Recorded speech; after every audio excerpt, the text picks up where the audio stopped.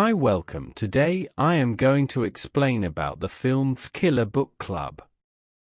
Spoilers ahead, watch out fully.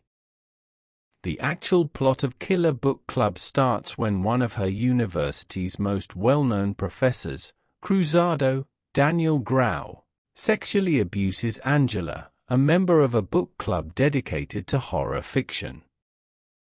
After asking Angela to come to his office, Cruzado makes a false claim that he received a suggestive email from her and starts to touching her.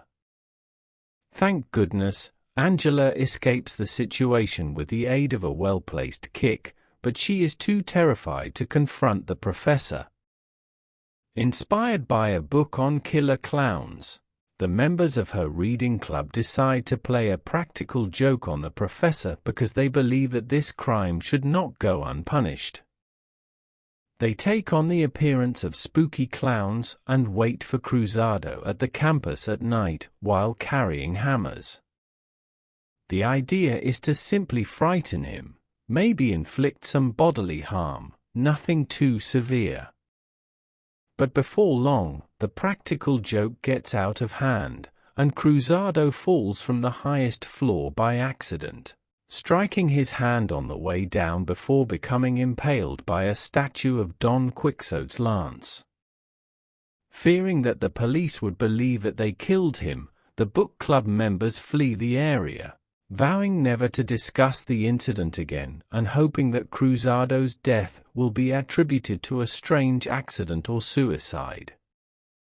But a little later, a killer clown who says he is exacting revenge on Cruzado's killers starts to hunt Angela, Sebas, Alvaro Mel, Virginia, Priscilla Delgado, Nando, Yvonne Pellicer, Coldo, Hamza Zaidi, Eva, Maria Sarazuela, Sarah, Ain Rott, and Rai, Carlos Al-Qaidi. Furthermore, the killer is sharing his exploits online as a serialized story on the website Escrilio, which is similar to Wattpad and reduces the circle of pals to nothing more than cliches. Angela first published her work, The Girl from Carrion, on this same website when she was barely a teenager. One by one, the book club members are eliminated by the killer, or, as we learn later, murders, beginning with young Virginia, the brat. At the institution, they also get some notoriety as polls are used to determine who will pass away next.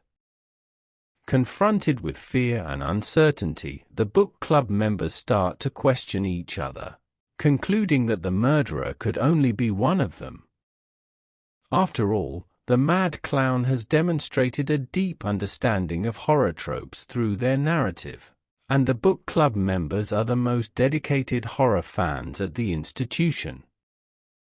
They are correct in that not one, but two club members, Sebas, the simp, and Virginia, who essentially played dead, wear the murderous clown costume. And although their twisted, sadistic storytelling endeavor made the gang into its victims, their true goal is a grudge against Angela and Angela alone. It turns out that Angela had met a girl on Escrilio whose mother's obsession with literature had made her life a living nightmare. The girl, Alicia, was made to read and write for endless hours, and her suffering was the source of inspiration for Angela's book.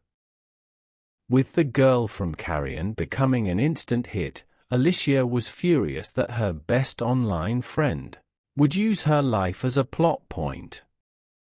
After a string of unfortunate events drove Alicia insane, she killed her mother and herself by setting her home on fire.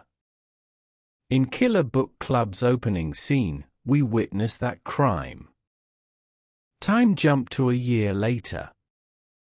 Nando, who was the only club member not enrolled in college at the start of the movie, is now a student at the same university as Angela. They attend classes together, and Angela wants to use her interactions with Sebas and Alicia as the basis for a novel. In fact, the book has already caught the attention of a publisher. But when she is attacked by Alicia, who is dressed as a killer clown, on the abandoned campus, her plans appear to be dashed. Is there a chance she made it out of the boiler room fire? Did she stage her own demise once more?